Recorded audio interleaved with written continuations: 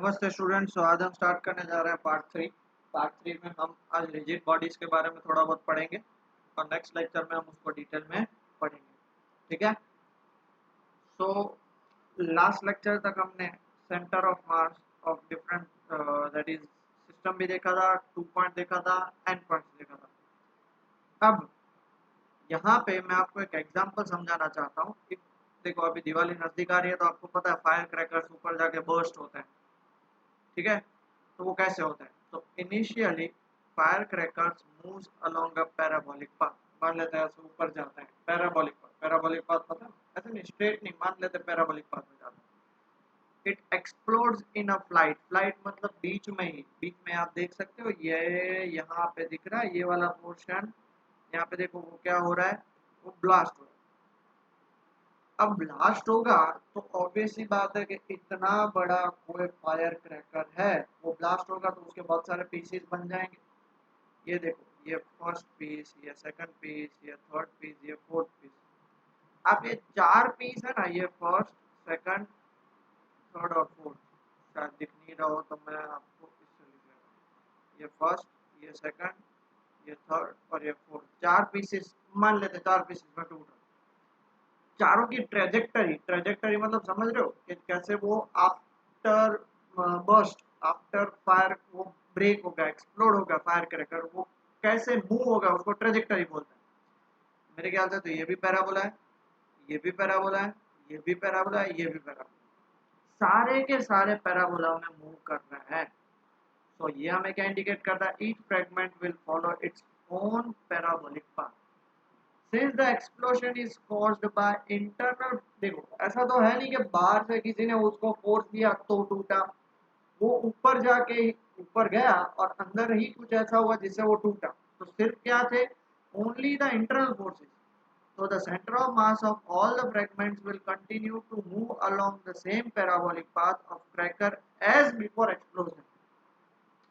अगर आपने उसको बाहर से कुछ फोर्स दिया होता तो उसका सेंटर ऑफ मास चेंज हो जाता। क्यों? क्योंकि बाहर से जब हम फोर्स अप्लाई करते हैं तो उसका एक्सेलरेशन भी चेंज होगा। समझ आ रहा है? लास्ट टाइम हमने देखा था F total is equal to MSCM, ये देखा था ना। अगर बाहर का फोर्स कुछ लगाएंगे तो उसका एक्सेलरेशन चेंज होगा, बट अंदर के फोर्सेस आपको पता है एक दूसरे को कैंसिल करते हैं, ये भी हमने देखा था टू सिस्टम का।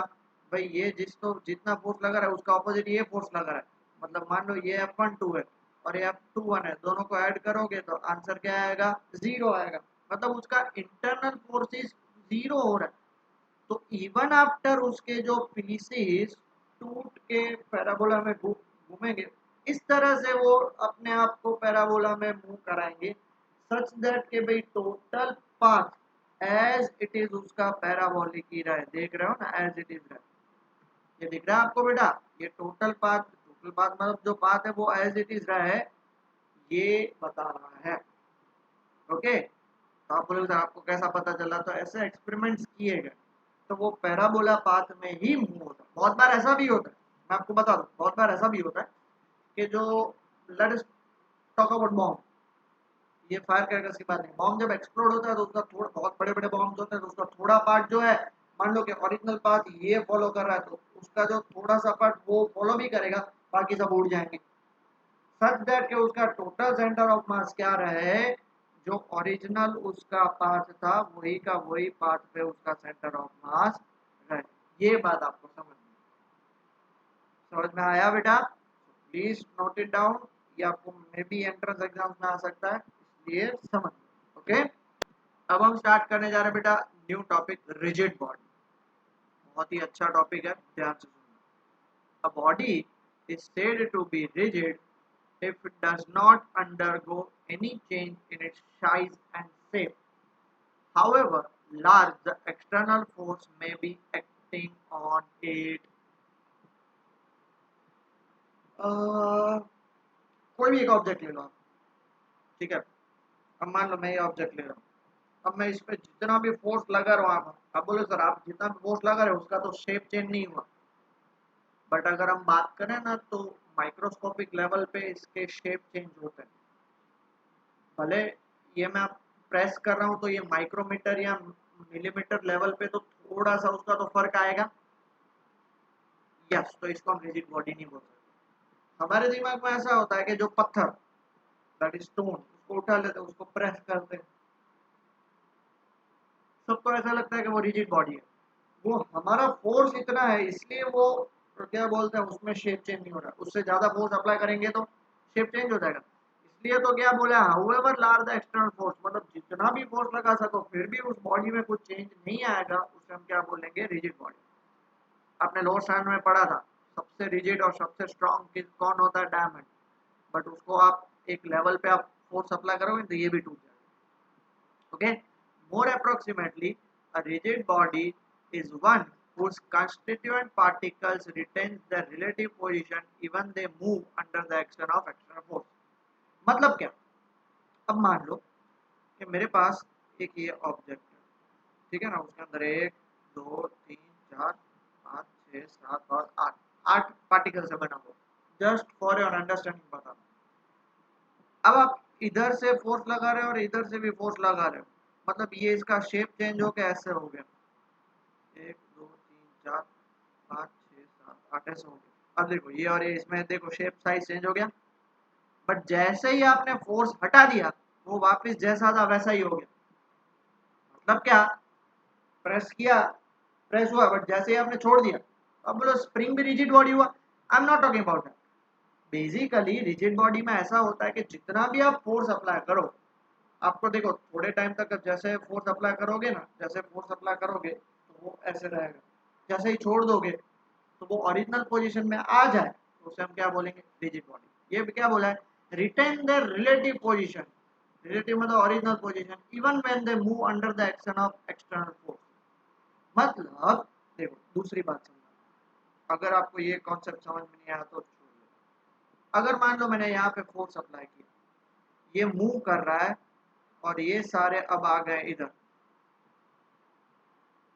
अब देख सकते हो ये फर्स्ट पार्टिकल और सेकंड पार्टिकल, उसके बीच में जितना डिस्टेंस है वो अभी का अभी उतना ही डिस्टेंस है। अब बोलोगे सर ज्यादा हो गया, अरे भाई वो मैंने रफली ड्रॉ किया इसलिए, मतलब फोर्स अप्लाई करने के बाद भी सबके बीच में डिस्टेंस और सबकी पोजीशन एक दूसरे के रिस्पेक्ट में सेम हो, उसे हम क्या कहेंगे, रिजिड बॉडी कहेंगे। क्लियर हुआ रिजिड बॉडी का डेफिनेशन। तो अ rigid body can not be deformed, उसका शेप चेंज नहीं कर सकते। ये देखो रिलेटिव पोजीशन अलग है, शेप चेंज अलग है, ये हम पढ़ेंगे सेकंड बुक में, पूरा शेप चेंज हो रहा है उसको, प्लास्टिक और इलास्टिक बॉडी। यहाँ पे मैं बात क्या कर रहा हूँ, रिलेटिव पोजीशन उसकी सेम रहनी चाहिए, उसका शेप कभी भी चेंज नहीं होना चाहिए। If the body undergoes some displacement, every particle in it suffer the same displacement. मान लो ये ऑब्जेक्ट इधर है, अगर मैंने धक्का दिया इसको तो ये यहाँ पे आ गया, तो जो ओरिजिनल पोजीशन थी उसके अंदर जितने सारे कंस्टिट्यूएंट्स है, धक्का मारने के बाद वो इधर ही आ गए, सारे के सारे मूव हो गए। इसको क्या बोल सकते हैं, rigid body. Okay, now if the body rotates through a certain angle, every particle of it rotates through the same angle about the axis of rotation। मान लो कि फैन की बात करते हैं, फैन फैन होता है ना ऐसा फैन, बराबर है, उसमें कितने पार्ट्स होते हैं, ऐसे 3 पार्ट्स होते हैं, राइट। ये फैन, अगर मैं सिर्फ एक ही ब्लेड की बात करता हूँ, फैन के एक ही ब्लेड, ये फैन का एक ब्लेड है, मैंने इसको थोड़ा सा एंगल तक मूव किया, थोड़ा सा एंगल तक मतलब इधर तक लेके आया, कितना एंगल बनाया, मान लेते थीटा एंगल बना, तो इसके अंदर जितने सारे पार्टिकल्स हैं वो सब ने ओरिजिनल पोजीशन के कंपैरिजन में कितना एंगल मूव किया होगा, थीटा एंगल मूव किया होगा। तो बोलोगे सर आप एक्सिस ऑफ रोटेशन क्या है, इसको बोलते हैं axis of rotation. Axis of rotation मतलब वो एक्सिस जिसके आसपास वो घूमता है। फैन होता है उसको आप ऊपर सीलिंग में लगा देते हो, उसके जिसके आसपास घूमता है उसको एक्सिस ऑफ रोटेशन बोलते हैं। No body can be perfectly rigid, ये प्रैक्टिकली कोई भी नहीं है, थियोरेटिकल एग्जिस्ट कर सकता है, प्रैक्टिकली कोई नहीं। In practice solid bodies of steel, glass etcetera can be regarded as the rigid for moderate forces. Moderate forces मतलब ये देखो मैं हाथ का फोर्स लगा रहा हूँ, या फिर 2 बंदे फोर्स लगा रहे हैं, या थोड़ा और फोर्स लगा रहे हैं, तो वो मॉडरेट फोर्स हुआ। तो उस केस में हम स्टील और ग्लास को क्या बोल सकते हैं, rigid body. But rigid body की डेफिनेशन क्या है? However large the external force में बी, बट उससे ज्यादा फोर्स लगाओगे तो स्टील और ग्लास में भी डिफॉर्मेशन आएगा। क्लियर हुई ये बात बेटा सबको? पक्का? सो रिजिड बॉडी में किसी को कुछ प्रॉब्लम है? रिजिड बॉडी किसे बोलते हैं? दो चीज याद रखने की, पहला रिलेटिव पोजीशन चेंज नहीं होगा, दूसरा अगर उसको आप मूव कराओगे सर्टेन एंगल से तो उसके जितने भी पार्टिकल्स होंगे वो सारे उतने ही एंगल पे मूव होंगे। ऐसा थोड़ी होता है कि भाई एक पार्टिकल ज्यादा एंगल पे या एक पार्टिकल कम, तो वो उसका शेप चेंज हो जाएगा। राइट? समझ में आ गया? Pause the video and note it down. Now centre of mass of a rigid body. कोई भी रिजिड बॉडी होते है उसका सेंटर ऑफ मास क्या होता है? The centre of mass of a rigid body is a point at fixed position. Fixed position मतलब एक फिक्स जगह पे with respect to the whole the body as a whole. मान लो ये पूरी इतनी बॉडी है, रिजिड बॉडी, तो उसका सेंटर ऑफ मास ये है उसका सेंटर ऑफ मास। तो पूरे बॉडी के रिस्पेक्ट में ये एक फिक्स पोजीशन होगी, बराबर है? फिर आप इसको कितना भी मूव करो ये सेंटर ऑफ मास कभी भी चेंज नहीं होगा, इसलिए तो उसको रिजिड बॉडी बोलते हैं।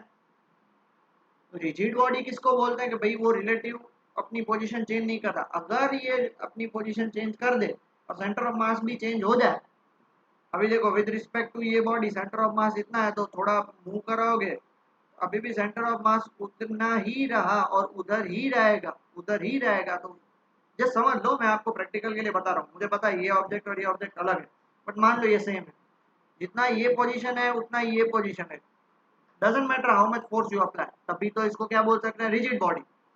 क्यों रिजिड बॉडी? बिकॉज अगर इसमें आपने फोर्स अप्लाई किया होता और थोड़ा बहुत चेंज हो गया होता, ये रिजिड बॉडी नहीं होती, सेंटर ऑफ मास चेंज हो गया, बराबर है? तो रिजिड बॉडी क्यों होती है? बिकॉज सबकी रिलेटिव पोजीशन फिक्स होती है।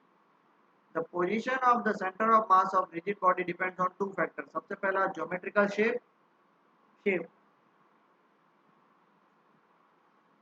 स्क्वायर, रेक्टेंगल, फिर सर्कल, डायमंड शेप, ट्राइंगल, सबका अलग अलग शेप पे डिपेंड करेगा। और दूसरा द डिस्ट्रीब्यूशन ऑफ, ये सबसे इंपॉर्टेंट है, the distribution of mass in the body. मैंने आपको सबसे पहले लेक्चर में एक स्टिक वाला एग्जांपल दिया था, उसको अगर बीच में से बैलेंस कर रहे थे तो कोई प्रॉब्लम नहीं था, बट फिर मैंने अगर यहाँ पे ज़्यादा मास डाल दिया तो उसका बैलेंस पॉइंट थोड़ा शिफ्ट हो जाएगा, फिर यहाँ पे थोड़ा सा मास और डाल दिया तो इसका बैलेंस पॉइंट शिफ्ट हो जाएगा। मतलब डिस्ट्रीब्यूशन ऑफ मास के ऊपर भी सेंटर ऑफ मास डिपेंड करता है। दो चीजों पे डिपेंड करता है, पहला ज्योमेट्रिकल शेप और दूसरा distribution of mass of the body. Clear हुआ? Pause the video and note it down. So beta, these are some of the shapes whose center of mass is indicated. See, first is thin rod. मान लेते हैं ये thin rod है, तो उसका center of mass exactly center पे होगा। Ring की बात करते हैं, रिंग का सेंटर ही उसका सेंटर ऑफ मास होगा। डिस्क की बात कर, डिस्क तो सबने देखी होगी, उसका भी centre of mass exactly centre पे होगा। Rectangular lamina exactly centre. Cubical block मतलब जो आपको पता है क्यूब में 4 डायगोनल्स होते हैं, 1 2 3 4, जहाँ पे वो मीट करेगा वो उसका क्या हो जाएगा? Centre of mass. सिलेंडर, अगर आप परफेक्ट सिलेंडर लोगे, मान लो ये सिलेंडर है, तो सेंटर ऑफ मास उसका सेंटर पे रहेगा। स्फीयर, तो वो तो आपको पता ही है, सेंटर ही है उसका। ट्रायंगुलर लैमिना, इसको हम सेंट्रोइड बोल रहे हैं, अगर आपको पता हो तो 10th स्टैंडर्ड में हमने सीखा। और राइट सर्कुलर कौन, ये चीज इंपॉर्टेंट है, बहुत बार एंट्रेंस एग्जाम पूछी जाती है। टोटल हाइट है ना, तो ऊपर से 3h/4 और नीचे से h/4, ये मान लेते हैं हमारे पास ये कौन है, तो उसका centre of mass total height h है ना, तो नीचे से कितना होगा? h/4 पे एग्जैक्टली सेंटर पे। एक तो देखो ये सेंटर लेने का, बट ये वर्टिकल मिल गया, बट उसमें भी कितने, कहाँ पे? तो उस पे भी h/4 फ्रॉम द बॉटम, वहां पे उसका क्या होता है? सेंटर ऑफ मास। ठीक है? अगर आपको ड्रा करना है तो आप कर सकते हो, अगर नहीं करना तो इट्स ओके। आप बोलो सर ये कहाँ से पता चला, तो थ्रू एक्सपेरिमेंटेशन, हमें उतना डिटेल में नहीं जाना। ठीक है? ये रहा उसका टेबल, जितने हमने फिगर देखे थे उन सब का पोजीशन। ये याद इसलिए रखना है क्योंकि एमसीक्यू में आएगा तो आपको एज इट इज यही लिखना है, या फिल इन द ब्लैंक्स में आया तो ये लिखना है। Long thin rod, middle point of the rod, thin circular ring, geometrical centre of the ring, circular disc, वो भी geometrical centre, rectangular lamina, point of intersection of diagonals. Rectangular cubical block, वो भी मैंने आपको बोला डायगोनल्स जितने cube में कितने डायगोनल्स होते हैं, 4, बराबर है, क्यूब या क्यूबॉइड 4 होता है। Cylinder middle point of the axis, ये जो एक्सिस मतलब क्या होता है, मान लो कि कोई भी, ये देखो ये आपका सिलेंडर होता है ना, तो उसकी एक्सिस होती है, एक्सिस मतलब जहां से वो पास होता है उसका मिडल पॉइंट, ठीक है। नेक्स्ट, सॉलिड और होलो स्फीयर, सॉलिड और होलो स्फीयर उसका भी ज्योमेट्रिकल सेंटर, ट्रायंगुलर लेमिना, तो point of the intersection of the median जिसको हम क्या बोलते हैं, सेंट्रोइड व्यू बोलते हैं। And right circular cone at point on its axis at a distance of h/4 from its base, base से h। डन, आगे बढ़ें, श्योर, ओके। तो लिख लिया होगा सब लोगों ने, किसी को कुछ डाउट है, नहीं है, आगे बढ़ते हैं। मेरी आपसे रिक्वेस्ट है, प्लीज ध्यान से ये टॉपिक समझना। ये टॉपिक आप लोगों ने लॉज ऑफ मोशन देखा था ना, वो स्ट्रेट लाइन के लिए था। अब laws of motion for angular motion, वो किसके लिए था, laws of motion for linear motion, ये laws of motion for angular motion है, प्लीज ध्यान से।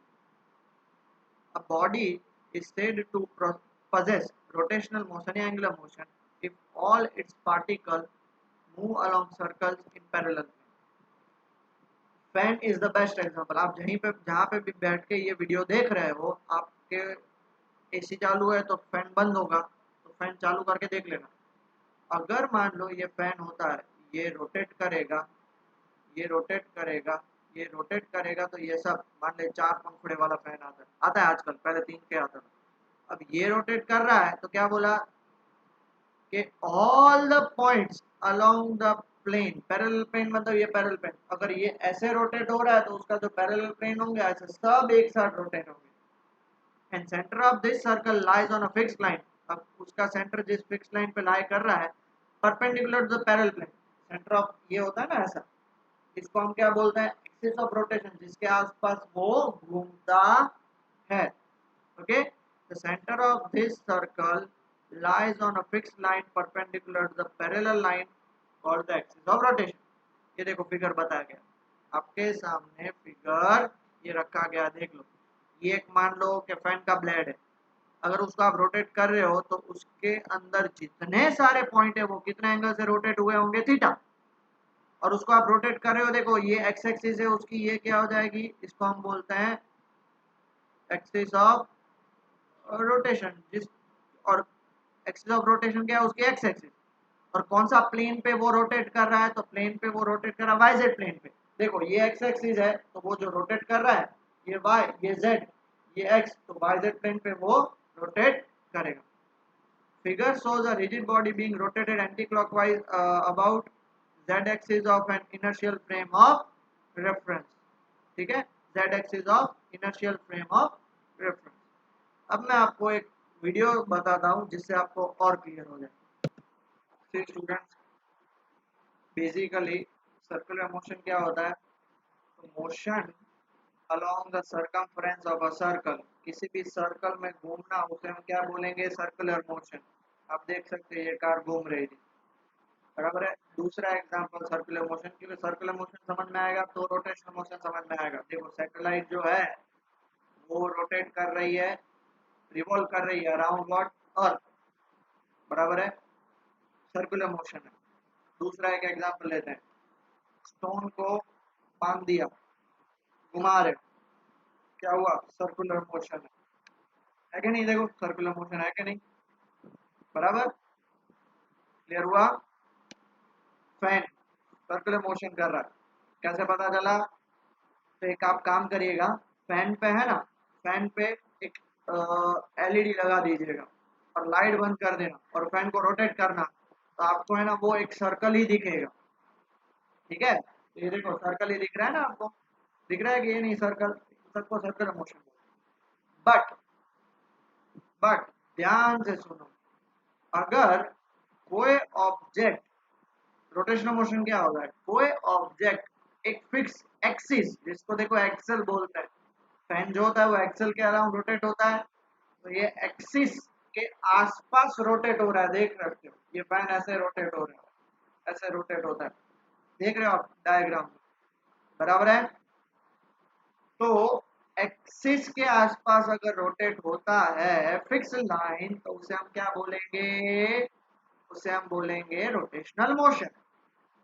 ठीक है, motion of a body around a fix line. ये देखो ये भी अभी आप चक्कर मार रहा था, आपको लगे तो सर सर्कुलर मोशन है, बट वो किसके अराउंड रोटेट कर रहा है, एक फिक्स्ड लाइन के अराउंड रोटेट कर रहा है। बराबर, ये फिक्स लाइन देखो ये रही, अभी आ गई, इसको बोलते हैं एक्सल।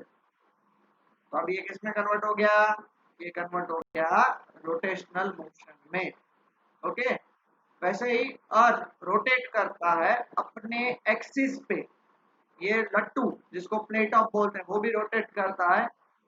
ये जो हमने स्टोन वाला एग्जांपल लिया देखो, ये अभी रोटेट, ये सर्कुलर मोशन है, बट आपने जो पकड़ा है आपका हाथ, जहां से वो रोटेट कर रहा है उसको हम क्या, अब देखो ये एक्सिस ऑफ रोटेशन आ गया, तो अब यह क्या हो गया, रोटेशनल मोशन हो गया।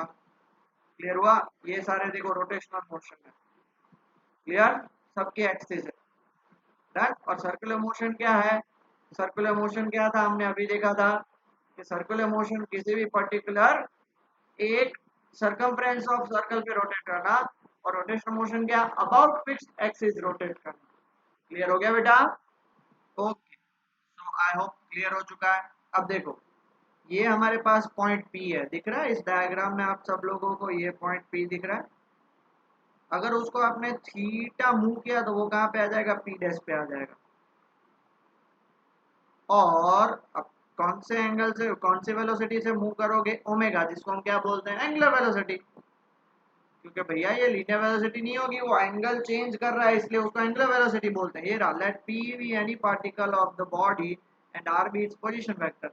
As the body rotates, the particle p moves along a circle of radius r whose center lies on the axis of rotation. Center lies on the axis of rotation. The radius vector r sweeps out an angle theta in certain time t. देखा था ना पहले, वो shape कैसा था, ऐसा था। After certain time T वो कैसा पहुंच गया, यहाँ पे ऐसा था, अब यहाँ पे पहुंच गया। पी यहाँ पे था, अब पी डैश यहाँ पे पहुंच गया। कितना एंगल किया, theta angle with respect to this. कितने टाइम में, इन टाइम टी। बराबर है। Similarly all other particles of body move along the circle with the centre on z axis and the radius vector sweep the same angle. अब P के अलावा उसके अंदर एक पार्टिकल ले लेते q, तो यहाँ पे वो क्यू डैश पहुंचता आफ्टर टाइम टी, तो क्या वो सेम एंगल बना था, हाँ वो सेम एंगल बना था। ये देखो, ये अगर यहाँ पे आफ्टर सर्टेन टाइम टी वो यहाँ पे पहुंचा, तो ये पार्टिकल P है, आफ्टर सर्टेन टाइम वो कहाँ पे पहुंचेगा, P डैश पे। तो ये पार्टिकल Q है, आफ्टर सर्टेन टाइम वो कहाँ पहुंचेगा, Q डैश पे। ये दोनों ने कितना एंगल किया, 90 डिग्री, क्योंकि सारे के सारे पार्टिकल्स इस ऑब्जेक्ट के जब मूव होंगे तो सब एक साथ मूव होंगे और सेम एंगल पे मूव होंगे। This implies that all the particles have the same angular velocity. Velocity का फॉर्मूला होता है डिस्टेंस अपॉन टाइम, तो यहाँ पे कितना डिस्टेंस आएगा, थीटा, एंगुलर डिस्टेंस आएगा, which is also called the angular velocity of the body. Omega का फॉर्मूला याद रखना। क्यों याद रखना, बिकॉज अब मैं जो डेरिवेशन कराऊंगा वो काम आएगा आपको। ठीक है बेटा, पक्का। Pause the video and note it down. तो अब हम डिराइव करना स्टार्ट करेंगे equation of rotational motion. Equation of linear motion थे, वैसे इक्वेशन ऑफ रोटेशनल मोशन। उसमें first equation of motion, consider a rigid body, जो हमने एग्जांपल देखा था, वो फिक्स्ड एक्सिस के around constant angular acceleration alpha से मूव हो रही है। तो आपको पता है कि भाई अल्फा का फॉर्मूला क्या होता है, D omega by D T. Sir ये कहाँ से आया, acceleration is equal to D V by D T. तो ये लीनियर का केस है, ये एंगुलर का केस है। लीनियर में ए तो एंगुलर में alpha. Linear acceleration, angular acceleration is equal to D V by D T, ये तो पता होना चाहिए। वेलोसिटी का डिफरेंशिएशन विल गिव एक्सेलरेशन। तो यहाँ पे कौन सी वेलोसिटी, एंगुलर वेलोसिटी का डिफरेंशिएशन। तो इस dt को मैं ऊपर लेके जाऊँ तो therefore D omega is equal to alpha dt लिख सकता हूँ। बराबर है, ओके। अब ध्यान से सुनिए, स्टार्ट हमने कहाँ से किया, at t is equal to 0 पे ओमेगा की वैल्यू क्या लिख सकते हैं, इनिशियल एंगुलर वेलोसिटी लिख सकते हैं। आफ्टर सर्टेन टाइम, कितने टाइम t के बाद, उसकी वेलोसिटी हम क्या लिखेंगे, ओमेगा। अगर आपको ऐसा कंफ्यूजन हो रहा है तो आप क्या करो, यहाँ पे टाइम लिख लो, और यहाँ पे एंगुलर वेलोसिटी। अगर time t is equal to 0 तो यहाँ पे एंगुलर वेलोसिटी कितनी, ओमेगा 0, और यहाँ पे टाइम t तो वह तब उसकी एंगुलर वेलोसिटी कितनी, ओमेगा। बात होगी खत्म। तो ये करने की जरूरत क्या है सर, ये करने की जरूरत इसीलिए है बिकॉज हमें यहाँ से ओमेगा फाइंड करना है। डी ओमेगा से ओमेगा फाइंड करना है तो क्या करेंगे बेटा, इंटीग्रेटिंग करेंगे। क्या करेंगे, इंटीग्रेटिंग बोथ साइड। और जब आप इंटीग्रेट करते हो तब लिमिट्स भी लगानी पड़ती है ना, तो इसलिए मैंने लिमिट्स भी देख ली थी। देखो डी ओमेगा का इंटीग्रेशन और अल्फा डी टी का इंटीग्रेशन देख लो। ओमेगा का इंटीग्रेशन करोगे तो ये इनिशियल है, ये क्या है बेटा, इनिशियल है, और ये क्या है, फाइनल है। और लिमिट्स हमेशा कहाँ से कहाँ पे लगती है, इनिशियल जीरो से, इनिशियल ओमेगा जीरो से फाइनल ओमेगा, इनिशियल जीरो से टी, बराबर है। अब आप इसका इंटीग्रेशन करो तो डी ओमेगा का इंटीग्रेशन सिर्फ आएगा ओमेगा, क्योंकि डीएक्स का इंटीग्रेशन एक्स होता है, याद रख लेना। Limit as it is. अब देखो अल्फा बाहर निकल गया, अल्फा कांस्टेंट है, क्योंकि यहाँ पे पहला ही लाइन हमने लिखा है कांस्टेंट एंगुलर एक्सेलरेशन, मतलब कांस्टेंट। जैसे देखो 3x का इंटीग्रेशन आप करते हो तो उसमें 3 बाहर निकाल देते हो, सिर्फ इंटीग्रेशन किसका करते हो, x dx का, तो ऐसे ही बाहर निकल जाएगा हमारा। इसमें क्या बाहर निकलेगा बेटा, हमारा इसमें बाहर निकलेगा अल्फा। अब इंटीग्रेशन किसका आएगा, सिर्फ dt का। अब देखो यहाँ पे तो omega, omega to omega zero, यहाँ पे अल्फा करो। अब यहाँ पे सिर्फ t बचेगा, क्यों, जैसे डी ओमेगा का इंटीग्रेशन सिर्फ ओमेगा, dt का इंटीग्रेशन सिर्फ t। फॉर्मूला क्या होता है, upper limit minus lower limit, omega minus omega zero is equal to alpha, upper limit minus lower limit, omega minus omega zero is equal to alpha T. तो therefore omega is equal to omega zero plus alpha T. याद आ रहा है कुछ, v is equal to U plus A T वाला आ गया, same to same. v मतलब final velocity, omega मतलब फाइनल एंगुलर वेलोसिटी, u मतलब इनिशियल वेलोसिटी, ओमेगा जीरो मतलब इनिशियल एंगुलर वेलोसिटी, a मतलब एक्सेलरेशन, अल्फा मतलब एंगुलर एक्सेलरेशन। और time का भी एंगुलर वेंगुलर होता नहीं है, टाइम तो टाइम होता है। तो ये है आपका first equation of motion. Okay, please pause the video, फिर उसका सेकंड इक्वेशन देखते हैं, ठीक है बेटा। ओके बेटा, आप सेकंड डेरिवेशन देखते हैं। Let omega be the angular velocity of a rigid body at any time t। तो आपको पता है कि भैया ओमेगा की डेफिनेशन क्या, ओमेगा का फॉर्मूला क्या होता है, D theta by D T. देखो बात सुनना, omega be the angular velocity of at any instant, तो हमें इंस्टेंटेनियस वेलोसिटी लिखनी पड़ेगी ना, एट एनी इंस्टेंट है इसलिए इंस्टेंटेनियस, इंस्टेंटेनियस, इंस्टेंटेनियस का स्पेलिंग, इंस्टेंटेनियस का स्पेलिंग भूल गया, देखो इंस्टेंटेनियस बराबर है, इंस्टेंटेनियस। अब क्या करेंगे, तो dt को ऊपर लेके जाएंगे, तो d theta is equal to क्या हो जाएगा, ओमेगा dt। अब देखो लास्ट क्वेश्चन में हमारे पास d omega is equal to alpha dt था, तो यहाँ पे d theta is equal to omega dt हो गया। चलो अज्यूम करना स्टार्ट करते हैं। अब यहाँ पे लेंगे टाइम, और यहाँ पे हमें क्या लेना पड़ेगा, एंगुलर डिस्प्लेसमेंट। जैसे वहां पे हमने वेलोसिटी लिया था, यहाँ पे एंगुलर डिस्प्लेसमेंट। इनिशियल टाइम क्या होगा, जीरो, और एंगुलर डिस्प्लेसमेंट भी जीरो। चेक कर लो बेटा, स्टार्टिंग ऐसे था और फिर वो मूव हुआ, तो ओरिजिन, ओरिजिन में हम कुछ भी नहीं करते। और फाइनल, फाइनल मतलब आफ्टर सर्टेन टाइम, उसका टाइम टी हो जाएगा और उसके एंगुलर डिस्प्लेसमेंट हो जाएगा थीटा। बात होगी खत्म। तो इसको मैं क्या लिख सकता हूँ, बहुत ज्यादा ध्यान से सुनना, इंटीग्रेटिंग बोथ साइड। अब बोथ साइड इंटीग्रेशन करना पड़ेगा, चलो इंटीग्रेशन करते हैं। क्या आएगा इसका integration, D theta is equal to omega D T. इसकी वैल्यू आएगी 0 टू थीटा, और इसकी वैल्यू आएगी 0 टू टी। अब सुनिएगा बहुत ही ज्यादा ध्यान से, क्वेश्चन में तो ये बोला नहीं है कि ओमेगा कांस्टेंट है, ओमेगा पर्टिकुलर इंस्टेंट पे उसकी वेलोसिटी है। वेयर लास्ट हमने जो डेरिवेशन देखा उसमें बोला था अल्फा कांस्टेंट था, इसलिए बाहर निकाल लिया। तो यहाँ पे क्या लगता है, ओमेगा बाहर निकलेगा, नहीं निकलेगा। ओमेगा की जगह पे हमें क्या पुट करना पड़ेगा, तो फर्स्ट इक्वेशन जो हमने निकाला, omega zero plus alpha T dt। अब क्लियर। अब देखो डी थीटा का इंटीग्रेशन सिर्फ क्या होगा, थीटा, जीरो से थीटा, इज इक्वल टू, चलो ओमेगा जीरो का इंटीग्रेट, ओमेगा जीरो कांस्टेंट है तो कांस्टेंट का इंटीग्रेशन क्या होता है, T with respect to D T है। 3 dx क्या होगा, जल्दी से बताओ, 3x प्लस सी। अब बोलो सर प्लस सी क्या है, तो प्लस सी आपको पता है कांस्टेंट हम लगाते हैं, हमने पढ़ा भी है आगे। प्लस अल्फा निकल जाएगा, टी का इंटीग्रेशन, इंटीग्रेशन में पावर प्लस होता है, टी का पावर 1 तो पावर प्लस होगा, whole divide by 2 from 0 to t. चलो upper limit theta minus lower limit 0, upper limit t डाल दो, omega 0 T plus half alpha T square minus lower limit डालोगे तो टी की जगह पे 0 डालना है, तो ओमेगा 0 इंटू 0 इज 0, टी की जगह पे 0 डालना है 0, तो देयरफॉर फाइनल आंसर क्या आएगा, theta is equal to omega 0 T plus half alpha T square. किस जैसा फॉर्मूला दिख रहा है, S is equal to U T plus half A T square.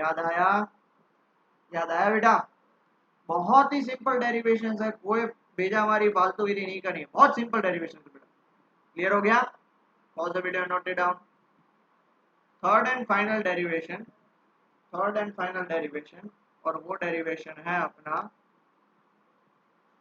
The angular acceleration alpha. उसको हम अल्फा को भी अब क्या बता सकते हैं, अल्फा इज इक्वल टू, सबको पता है, D omega by D t. अब d omega by D t को मैं ऊपर नीचे डी थीटा से मल्टीप्लाई डिवाइड कर दूं, देखो ये रहा डी थीटा कैंसिल।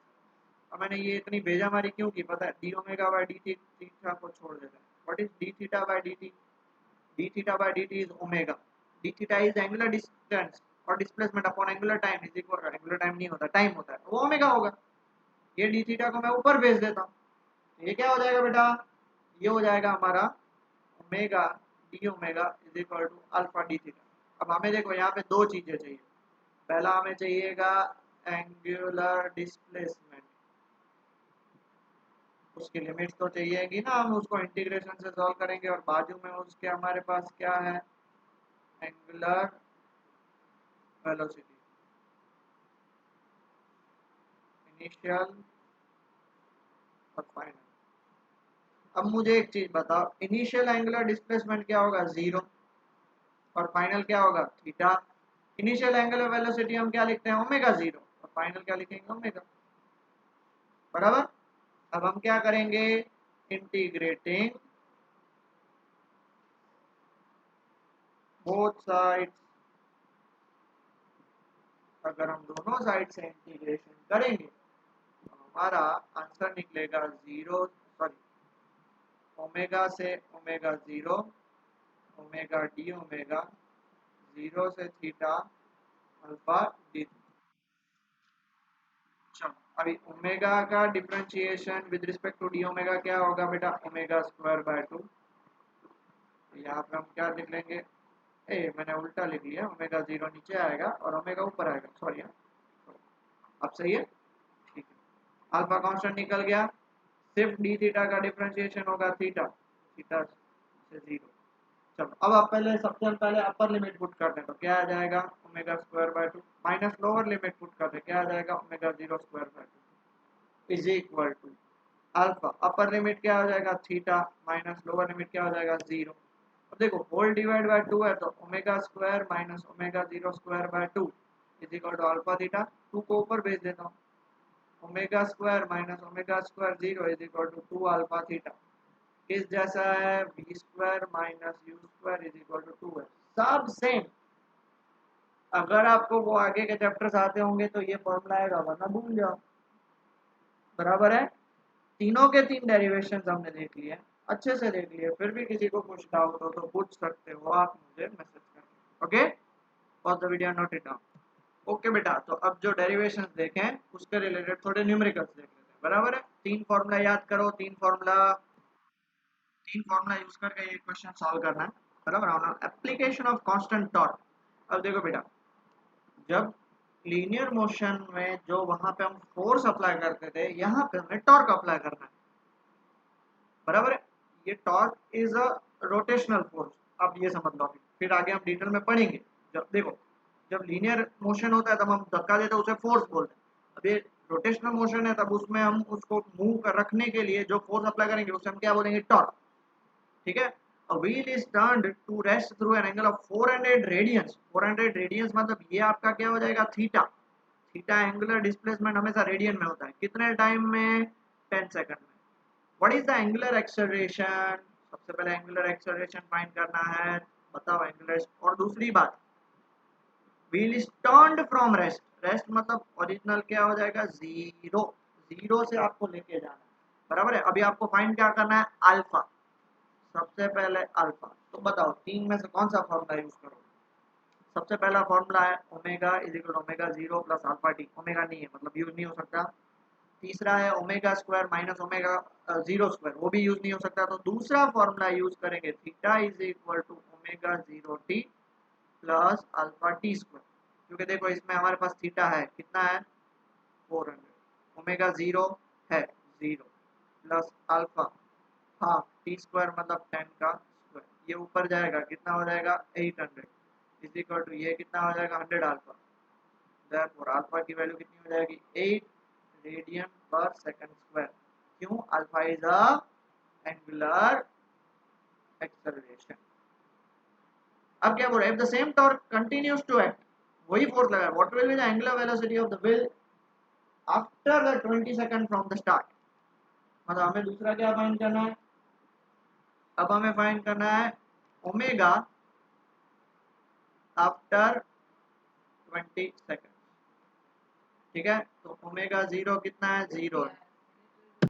तो हमारे पास गिवन क्या है? देखो t is equal to 20 second है.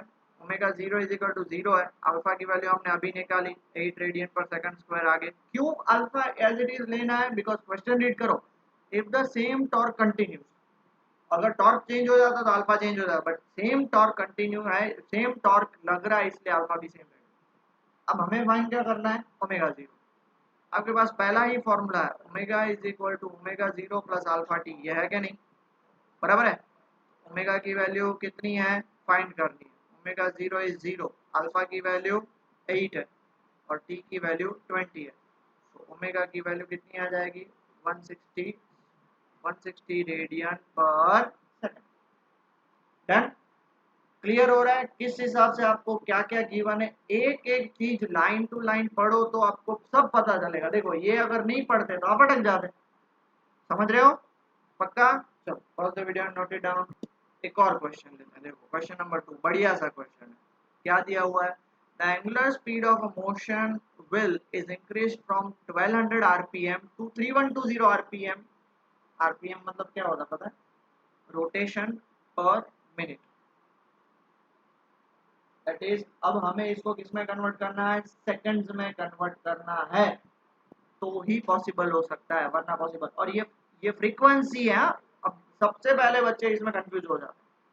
तो देखो हमारे पास इनिशियल फ्रीक्वेंसी कितनी है? f0 है 1200 आरपीएम. 1200 आरपीएम मतलब पर सेकंड में कन्वर्ट करना है, मतलब डिवाइड बाय 60. 0 0 कैंसिल मतलब 20 रोटेशन पर सेकंड. फाइनल देखो ये f होगा कितना दिया हुआ है? 3120 आरपीएम. तो कितना हो जाएगा? 3120 बाय 60 कैंसिल हो जाएगा. 312 कितना होगा? 52 आरपीएस. अभी भी हमें ओमेगा और ओमेगा जीरो नहीं मिला है. तो आपको पता है ओमेगा जीरो का फॉर्मूला क्या होता है? 2 पाई एफ. याद आ रहा है किसी को? कुछ पता है इसके रिलेटेड? याद आ रहा है? 2 पाई एफ हमने आगे भी पढ़ा है. तो ये यहाँ से आया. तो 2 इंटू पाई और एफ जीरो कितना है? 20. तो इसको मैं क्या लिख सकता हूँ? 40. अब इसका आंसर आएगा रेडियन पर सेकंड. दूसरा ओमेगा की वैल्यू क्या आ जाएगी बेटा? 2 पाई एफ. 2 pi into 52. 52 टू हम क्या लिख सकते? यहाँ पे पाई लिखना भूल गया. 104 पाई रेडियन पर सेकंड. अब हमें दो चीज फाइंड करनी है. सबसे पहला what is the angular acceleration. अब बता मुझे सिंपल सी चीज बताओ. एक्सेलरेशन क्या होता है? Change in velocity. तो एंगुलर एक्सेलरेशन क्या होगा? Change in angular velocity. तो अल्फा इज इक्वल टू क्या बोल सकते हैं? Final minus initial upon time T. Final कितना है? 104 पाई. इनिशियल कितना है? 40 पाई. टाइम कितना दिया हुआ? 16. देखो मैं नहीं बोल रहा हूँ, क्वेश्चन बोल रहा है 60 सेकंड. तो इसको सॉल्व करोगे तो ये 64 बाय 16 आएगा. 64 पाई बाय 16. तो इसको आप क्या लिख सकते हो? 4 पाई रेडियन पर सेकंड स्क्वायर। अब बोलो सर पाई के फॉर्मेट में लिखना जरूरी है, अगर हमने पाई की वैल्यू डाल दी तो इट्स ओके, कोई प्रॉब्लम नहीं है, कोई भी प्रॉब्लम नहीं है। यहाँ पे ऐसा कोई बोला नहीं है कि भाई आपको पाई के फॉर्मेट में रखना है या नहीं रखना है, अब उसकी कोई जरूरत नहीं है, इसलिए पाई के फॉर्मेट में हमने रखा। दूसरा, how many revolution does the engine make during this time. अब समझ लो, रेवोल्यूशन की बात चल रही है ना, रेवोल्यूशन मतलब देखो, जब आप एक चक्कर मारते हो ना, यहाँ से स्टार्ट करके आप वापिस यहाँ पे पहुंचे, तब आपने एक रेवोल्यूशन मारा। मतलब अगर आपने 2 पाई थीटा कवर किया तो आपने एक रेवोल्यूशन मारा, उसका मतलब ये है। तो इतने चक्कर में 16 सेकंड में जब उसने 1200 आरपीएम टू 3120 आरपीएम की स्पीड बढ़ाई, तब तक उसने कितने चक्कर मार लिए वो फाइंड करना है। तो एक्चुअली चक्कर मारना मतलब हमें सबसे पहले थीटा फाइंड करना है। तो थीटा फाइंड कर लेते, थीटा यहाँ पे कौन सा फॉर्मूला लगाएंगे, omega 0t plus half alpha T square.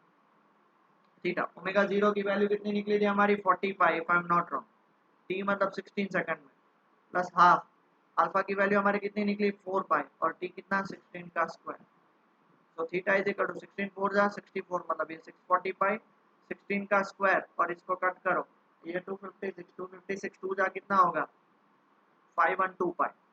तो दोनों को ऐड करो बेटा, अभी 2 और 2 5 1152 पाई रेडियन। अब इतना उसने एंगल बनाया, और हमने अभी चेक किया for 2 pi radian n is equal to 1,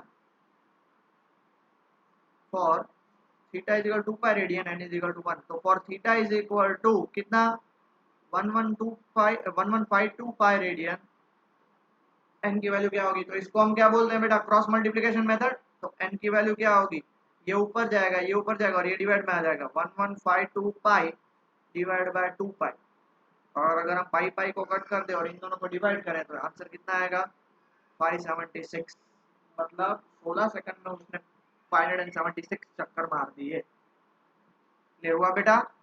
please pause the video, note it down. So third and final the radius of a wheel of a car is 0.4 metre. ध्यान से पढ़िएगा बेटा, रेडियस कितनी है 0.4 मीटर कार के wheel. The car is accelerated from rest, ये चीज बहुत इंपॉर्टेंट है, ओमेगा 0, क्योंकि रेस्ट मतलब कुछ भी नहीं है स्टार्टिंग, और उसका एंगुलर एक्सेलरेशन दिया हुआ है 1.5 रेडियन पर सेकंड स्क्वायर। कितने टाइम तक 20 सेकंड तक एक्सेलरेशन होगा। अब यहाँ पे पूछा है how much distance will car cover in this time. Will car कितना डिस्टेंस कवर कर रहा है वो पूछ रहा है, यहाँ पे थीटा नहीं पूछा है, डिस्टेंस पूछा है, और एंगुलर डिस्टेंस बोलते हैं। तो सर उसको कैसे सॉल्व करेंगे, कोई आपको फाइंड थीटा ही करना है, आपको फाइंड थीटा ही करना है। थीटा कौन सा फॉर्मूला लगाओगे, तो theta is equal to omega 0t plus half alpha t, ठीक है। तो थीटा इज इक्वल ओमेगा 0 तो 0 है, टी की वैल्यू 20 प्लस हाफ अल्फा की जगह पे 1.5 और टी मतलब 20 का स्क्वायर। अब देखो 400 बाय 2 200, 200 इंटू 1.5 ये कितना हो जाएगा 300 रेडियन। कितना क्लियर हो गया?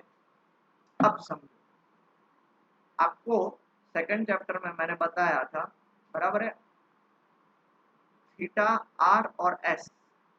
एस मतलब ये एक्चुअली डिस्टेंस ट्रैवल हुआ ना, ये पूरा चक्कर। अब मैं आपको बताता हूँ, बहुत ध्यान से। For theta is equal to 2 pi, बराबर है, वो पूरा 2 पाई आर चक्कर लगाएगा, ये इतना डिस्टेंस ट्रैवल करेगा। तो हमारे पास theta is equal to 300 radian है, तो उसने कितना चक्कर लगाया, तब हमें एस फाइंड करना। समझ में आया? अगर वो उसने पूरा एक चक्कर मारा, मतलब यहाँ से स्टार्ट किया, तो बाईसाइकिल जब एक पूरा व्हील कवर करती है, पूरा व्हील उसने ट्रैक क्या बोलते हैं आगे बढ़ी, तो उसने कितना डिस्टेंस ट्रैवल किया, तो जो व्हील का सर्कमफ्रेंस है वो, तो देखो theta is equal to 2 pi, तो s is equal to 2 pi r, उतना डिस्टेंस। तो theta is equal to 300 radian हमारा निकला, तो एस की वैल्यू क्या, जिसको कॉन्सेप्चुअली सीखना है वो ये है, और उसका शॉर्ट तरीका ये है, S is equal to r theta, जो मैंने आपको बताया था ये वाला, ठीक है। ये थीटा है, ये आर है, एस है, हमें ये एस फाइंड करना था, s is equal to r theta, theta is equal to s by r. तो s is equal to r theta. ये भी आपको फॉर्मूला है, अगर याद रखना है तो ये और ये फॉर्मूला यहीं से डिराइव होता है, ऐसा नहीं है कि एक कहीं और से डिराइव हुआ, यहाँ से डिराइव होता है। S is equal to r theta का हम फॉर्मूला डालते हैं, आर कितना है हमारे पास 0.4, थीटा कितना है 300, तो एस की वैल्यू कितना आ जाएगी 120 मीटर। ओके, अब उसमें दूसरा क्वेश्चन क्या बोल रहा है, and what will be the linear velocity. आपको फोर्थ या फिफ्थ चैप्टर में, फोर्थ चैप्टर में लीनियर वेलोसिटी और एंगुलर वेलोसिटी का आई थिंक रिलेशन पढ़ा था। v is equal to r omega. हमारे पास ओमेगा नहीं है बेटा, ओमेगा की जगह पे मैं क्या लिख सकता हूँ, ओमेगा 0 प्लस अल्फा टी लिख सकता हूँ। हाँ सर, आर की जगह पे 0.4, ओमेगा 0 है, अल्फा की वैल्यू 1.5 है और टी की वैल्यू 20 है। So v is equal to 0.4, 20 into 1.5 कितना होगा बेटा 30, 30 इंटू 0.4 कितना होगा 12 मीटर पर सेकेंड। समझ में आ गया बेटा, क्लियर हो गया। ये फॉर्मूला कहाँ से आया, तो बेटा हमने ये फॉर्मूला ऑलरेडी आगे डिराइव करके पढ़ा है, तो अब मैं इसमें टाइम वेस्ट नहीं करूंगा। और जिनको नहीं समझ में आ रहा है कि ये कहाँ से आया, तो वो टेक्स्ट बुक खोल के और नोट्स खोल के आप देख सकते हैं। ओके, तो आज का लेक्चर हम यहीं पे छोड़ते हैं। आई होप आप लोगों को अच्छे से क्लियर हुआ होगा। मैंने पूरा मेरी तरफ से ट्राई किया कि आपको समझ में आ जाए। ओके, टेक केयर बेटा।